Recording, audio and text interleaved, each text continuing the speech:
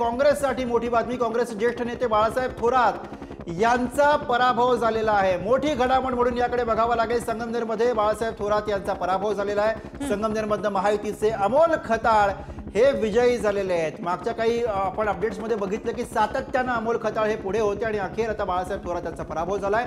तर तिकडे माजी मुख्यमंत्री पृथ्वीराज चव्हाण यांचा सुद्धा कराड दक्षिणमध्ये पराभव झालेला आहे.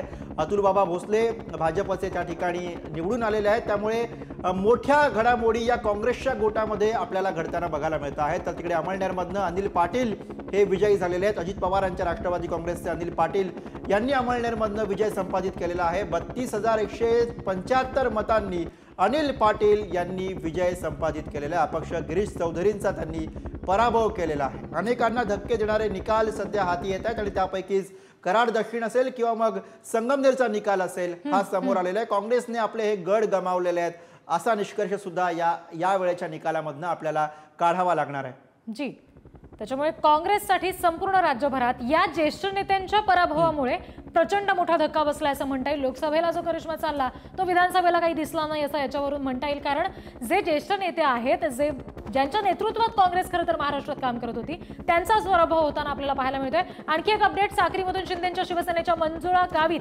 विजयी झालेले आहेत. शिंदेच्या शिवसेनेसाठी आणखी एक ही आनंदाची बातमी. साक्री विधानसभा मतदारसंघातून मंजुळा गावितांचा 5,585 मतांनी इथे विजय झालेला आहे. एक महत्त्वाची बातमी आपण बघूयात. शरद पवार यांच्या काँग्रेसच्या ज्येष्ठ नेत्यांचा इथं पराभव होताना आपल्याला पाहायला मिळतोय. माजी मुख्यमंत्री पृथ्वीराज चव्हाण यांचा देखील पराभव झालेला आहे. काँग्रेससाठी मोठा धक्का. तिकडे कराड दक्षिणमधून भाजपचे अतुल भोसले विजयी झालेले आहेत. काँग्रेसचे ज्येष्ठ नेते बाळासाहेब थोरात यांचा इथं पराभव झालेला आहे. संगमनेरमधून महायुतीचे अमोल खताळ विजयी झालेले आहेत. माजी मुख्यमंत्री पृथ्वीराज चव्हाणांचा सुद्धा पराभव झालेला आहे. काँग्रेसचे हे ज्येष्ठ नेते आत्ताच्या जे काही आकडेवारी आहेत त्याच्यानुसार एकतर पिछाडीवर आहेत, नाहीतर थेट पराभवाचा हा धक्का काँग्रेसला. या दोन मतदारसंघातले निकाल वृद्धी आपण प्रेक्षकांना सांगतो. कराड दक्षिण आणि त्यासोबतच संगमनेर हे दोन्ही मतदारसंघ म्हणजे काँग्रेसचे बालेकिल्ले राहिलेले आहेत. विशेषतः थोरात आणि चव्हाण यांचं या ठिकाणी कायमच होल्ड राहिलेलं आहे. आणि अशातच ही मोठी अपडेट जी नागपूरच्या सावनेरमधून अपडेट हाती येते. इथे भाजपचे जे उमेदवार आहेत ते आता आघाडीवर पाहायला मिळतात. नागपूरच्या सावनेरमध्ये भाजपचे आशिष देशमुख हे विजयाच्या उंबरठ्यावर आहेत असं म्हणता येईल. त्याचबरोबर यवतमाळ दिग्रसमधून शिंदे सेनेचे संजय राठोड हे सध्या पुढे आहेत असं म्हणता येईल. संजय राठोड हे आता आघाडीवर पाहायला मिळतात. यवतमाळच्या दिग्रसमध्ये शिंदेच्या शिवसेनेचे ते उमेदवार आहेत. तर तिकडे भाजपचे आशिष देशमुख नागपूरच्या सावनेरमधून विजयाच्या दिशेनं वाटचाल करतायत. एकंदरीत महायुतीसाठी जसं जसं आणखी फेऱ्या पुढे जात आहेत, मतमोजणीचे निकाल पुढे येत आहेत, त्याच्यानुसार काहीसं सकारात्मक चित्र निर्माण होताना दिसतंय. भाजपचे नेते आहेत, कार्यकर्ते आहेत, समर्थक आहेत जे जल्लोष करताना आपल्याला आता पाहायला मिळत आहेत. शिवाजी कर्डिले यांना 34,745 मतांची आघाडी मिळालेली आहे.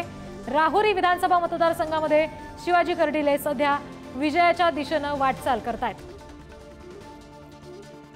कर्डिले यांना सुद्धा 34,000 मतांचं हे लीड मिळालेलं आहे. दिंडोरी मधला एक महत्त्वाचा निकाल, नरहरी झिरवाळ यांनी आघाडी घेतलेली आहे. हॅट्रिक करण्याची महत्त्वाची संधी झिरवाळ यांना आहे. जुन्नरमधून सुद्धा अपडेट हाती येते. जुन्नरमध्ये अपक्ष शरद सोनवणे विजयी झालेले आहेत.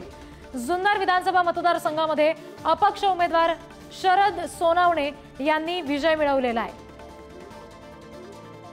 अपक्ष गेम चेंजर म्हणतील असं होतील असं सातत्यानं चर्चा सुरू झालेली होती आणि तसंच काहीसं चित्र अनेक ठिकाणी आपल्याला दिसतंय. जुन्नरमधून अपडेट हाती येतात. अपक्ष शरद सोनवणे विजयी झालेले आहेत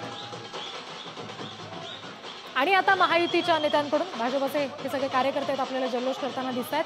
कागलमध्ये हसन मुश्रीफांनी विजय मिळवलेला आहे. शरद पवारांच्या राष्ट्रवादीचे समर्जित घाटगे यांचा त्यांनी पराभव केला.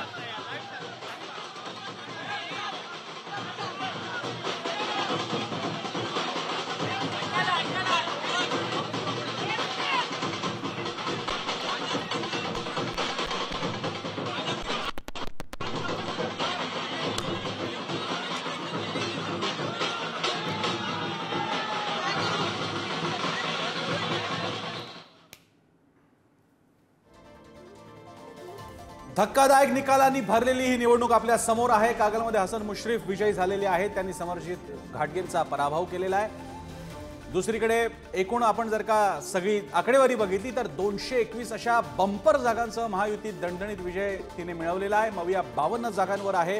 हा मवियाचा आणि त्यातल्या एक पक्षाचा सुद्धा आतापर्यंतचा ऐतिहासिक नीचांक आहे। कोल्हापूरमधले अपडेट हातकणंगलेमध्ये जनसुराज्याचे अशोकराव माने विजयी झालेले आहेत। करवीरमध्ये महायुतीच्या चंद्रदीप नरकेंची विजयाकडे वाटचाल सुरू आहे। शाहूवाडीत जनसुराज्याचे विनय कोरे विजयी दिसत आहेत। हातकणंगलेमध्ये जनसुराज्याचे अशोकराव माने दिसत आहेत आपल्याला।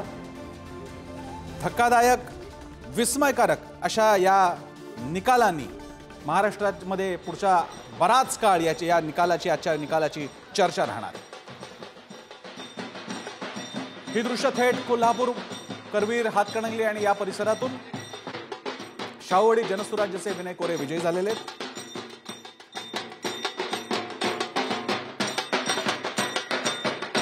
जुन्नरमध्ये अपक्ष शरद सोनावणे विजय।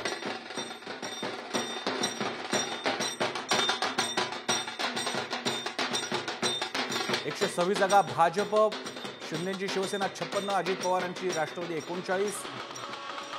अशा प्रकारे 221 जागांसह महायुतीची स्पष्ट सत्ता, बहुमतासह सत्ता। आणि महाविकास आघाडीच्या बाबतीत काँग्रेस 22, शिवसेना 18, उद्धव ठाकरेंची शिवसेना 18 आणि राष्ट्रवादी काँग्रेस 12 अशा प्रकारचा त्यांचा परफॉर्मन्स राहिलेला आहे। शरद पवारांसाठी आतापर्यंतच्या राष्ट्रवादी काँग्रेसच्या स्थापनेनंतरचा हा सगळ्यात नीचांक म्हणावा लागेल। अर्थात एक कारण म्हणजे 2 झालेले आहेत आता पक्ष, त्यामुळे तेही वस्तुस्थिती लक्षात घ्यावी लागेल।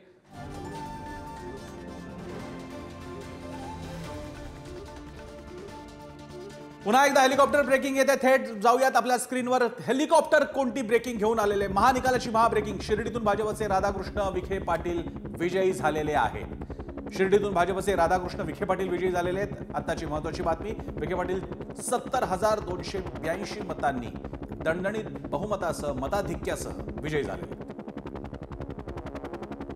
शिर्डीची बातमी आपल्याकडे आलेली आहे। राधाकृष्ण विखे पाटील विजयी, तर साक्रीतून शिंदेच्या शिवसेनेच्या मंजुळा गावित विजयी झालेल्या आहेत। साक्रीतून शिंदेच्या सेनेच्या मंजुळा गावित विजय। मंजुळा गावितांचा 5,585 मतांनी विजय। काँग्रेसच्या प्रवीण सौरे यांचा त्यांनी पराभव केलेला आहे।